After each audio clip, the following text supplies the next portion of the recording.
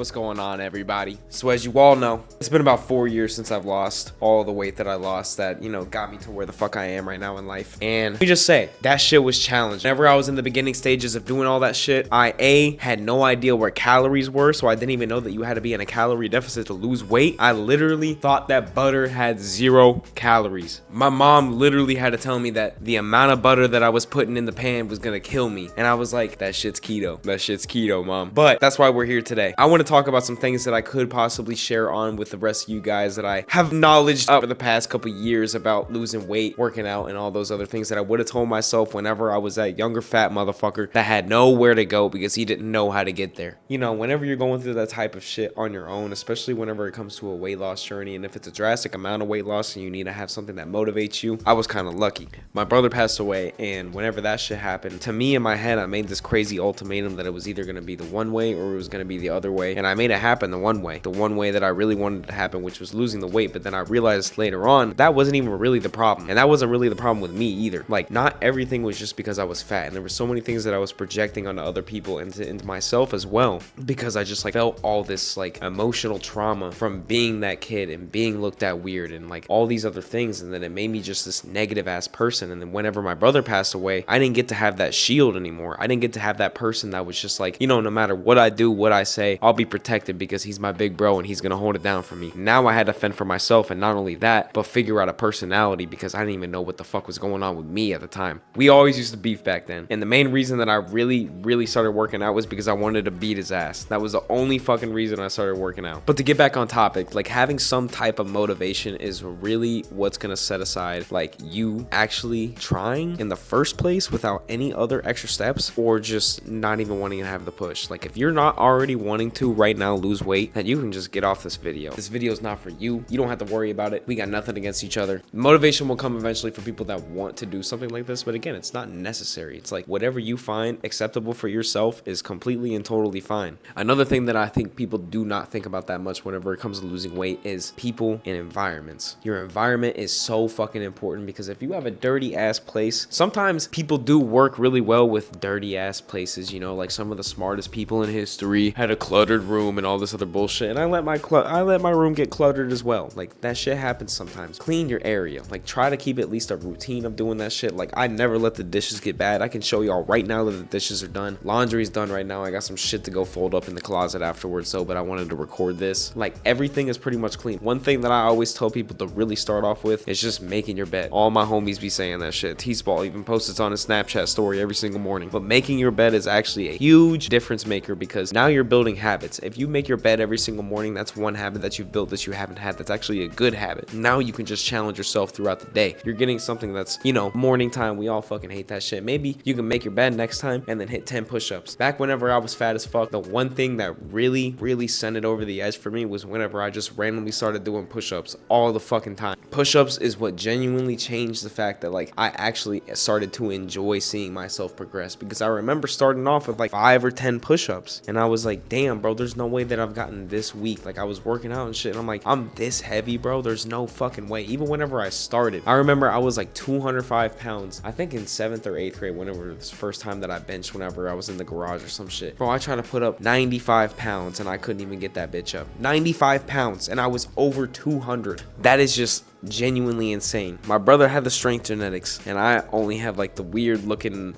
lesbian dude genetics and shit like that. But the people that also surround that environment are really what's going to determine your positivity levels, mainly your activity levels, all these other things. Because if you have some negative ass people around you, what do you think that they're going to do? They are going to bring you down. And I've learned this from personal experience. It's okay. Again, if you're in high school, I'm only 21 years old. I've been removed from high school for 4 years now. I graduated in 2021. So yeah, it's almost 2025 now. But if the friend group is not meeting a standard in your mind that is gonna help you progress, not in a way where it's I'm a fucking, the fucking life coaches and shit like that, the Andrew Tates and all the motherfuckers that be scamming people on Instagram and shit like that. But progressing is in a human being type of way, learning morale, learning how to still be homies and shit like that, and stop fighting over real ass high school shit and stuff like that. Another thing that I'll touch shortly on, because it's not really that important, because I feel a lot of y'all know this, but a lot of people that probably have never even thought about these things things hasn't known, calorie deficit. If you guys don't know what that is, track your calories. And if you don't know what that is, just get a calorie tracker app. I know there's free ones out there. I don't have a code with any of these bullshit ass apps because some of them be bullshitting, like I just said. But you can find one on the app store and then just track your calories. Like, get one of these motherfuckers right here. I have it on the table right here. I know it sucks.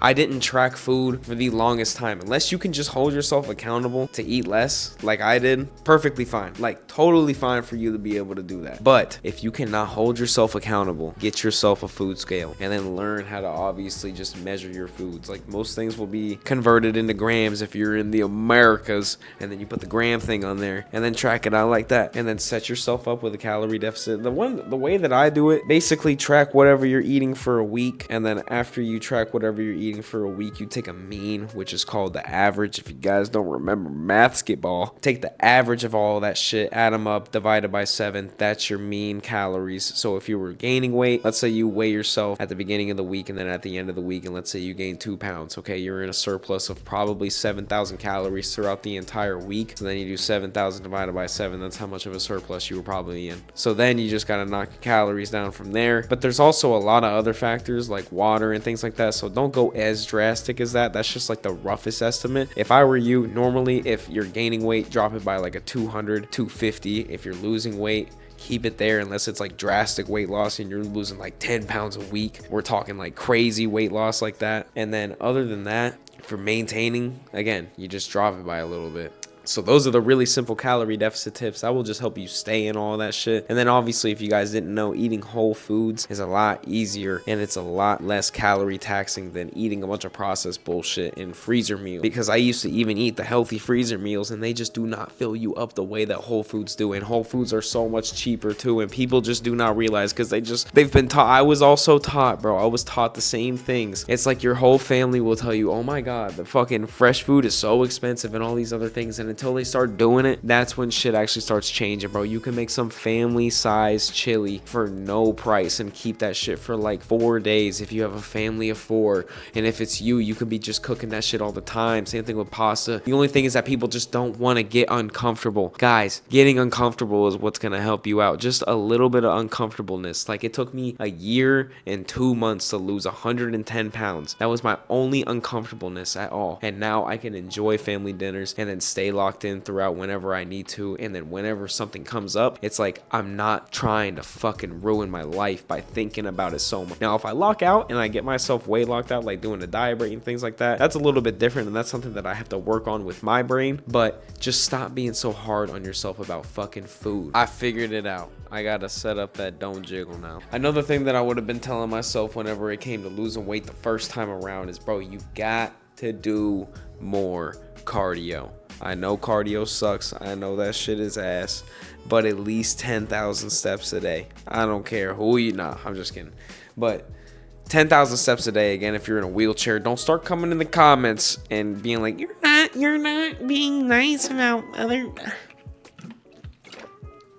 Shut the hell up, all right? I don't give a fuck.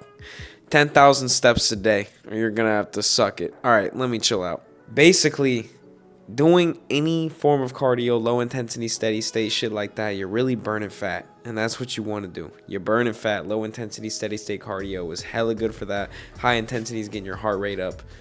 Still gonna burn fat. Just probably not as efficiently as LISS. Again, you can probably correct me if I'm wrong in the comments section. I could be completely wrong. But things like incline treadmill, going on little walks, going on zone 2 run jogs and things like that.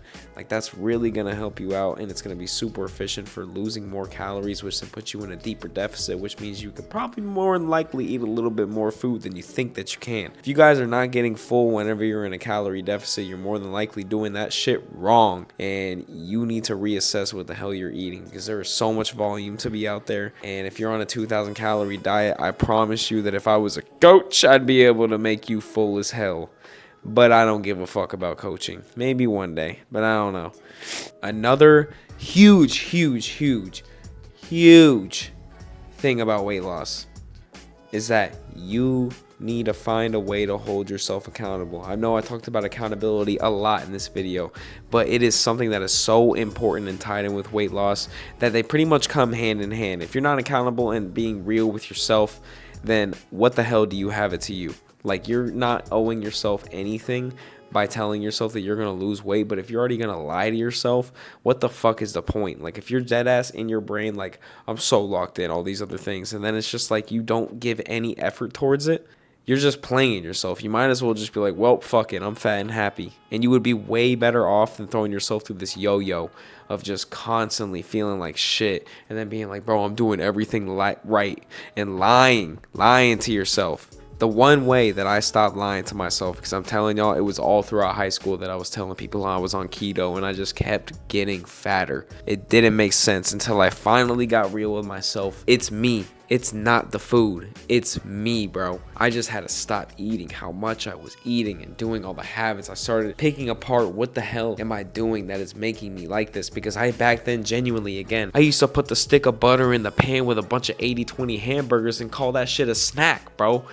Like, you have to be real with yourself eventually and just start realizing that it is you. And if you can just figure out those habits and then turn those into positive habits. I used to wake up every single morning and literally feel like I was dying of a heart attack because of how much food I was eating at night. And I was like, bet, I do not need to eat at night. And now I still do struggle with it sometimes, but I make sure I have it written down on my whiteboard right now. No eating past 10 p.m. And I have written that down, and it's honestly helped me out a lot. And then I have the original note from whenever I started losing weight where I put my starting weight on that bitch and what my goal weight was. Whenever I saw that and I woke up in the morning, I was disappointed if I wasn't trying to work towards that goal, because it was something that I wrote set in stone. I didn't even write it on a fucking whiteboard. I wrote it on a piece of paper on the wall, and I was like, I'm going to get to this fucking point. And then I tracked it all the way through, and then I started tracking calories on there, and I really finally stopped lying to myself. And that is what y'all have to start doing. If you think that you're doing everything right and nothing is happening, get real with yourself. And finally, the last thing that I've got to say is positive affirmations with yourself. If you're constantly telling yourself all of the things that, like, I basically used to constantly have running through my fucking brain, and I really just hated the way that I looked. Like, I'd wake up in the morning and go to the bathroom and I was genuinely so sad at what I looked like every single day. And then again, at the beginning of what I said in this video, I projected that shit onto people. Like, I was just a negative ass person. Only took, again, a year and 2 months of being uncomfortable to now just like having a life where I'm learning and like learning to love life as well. I'm doing things and shit that I used to never fucking want to do a couple years ago, because I was putting myself in such a deep hole. And not even a couple years ago, even like 1 year ago. Like, I wasn't even reading last year, and now I'm on that shit like crazy. I love books, and I was always wondering, like, I need something to do, a hobby that I used to do whenever I was a kid. I was yearning for something. There was that void. I had so much time in my day, and then I started reading, and now I read in the mornings, and now I'm not scrolling in the morning, and now I'm not constantly eating because, like, I have something to do. It's tangible. It's something that's keeping me occupied. That phone, you can scroll on that phone and eat at the same time. When you're in a good book, you're really in that shit. You could snack, obviously, but like, it's no different than whenever you're watching a movie and you're genuinely grubbing to some shit. Occupy that time, and I promise you, weight loss is going to be so much easier. I used to have so much time in my day to eat, and that's when so many people get fucked up. If you're not having things to do and you're not busy, weight loss is going to be a lot harder, especially in a house with good ass food, because we all love food, and that's why we're at where we're at night, and that's why we're at where we're at right now. So to wrap it up, just believe in yourself. That's all I gotta say. You just gotta believe in yourself for real. That's it. But yeah, leave a comment, let me know what you think. Civil regime, if you like this shit right here, code BAJ. I'm pretty sure the website's probably closed by the time you're seeing this video, but that shit always opens up, and there's always drops and things like that. Echo Vision, code BAJ as well. Helix, code BAJ as well. And you guys already know about Bajtopia. But yeah, I'm gonna get the fuck out of here. Love you guys. Peace out.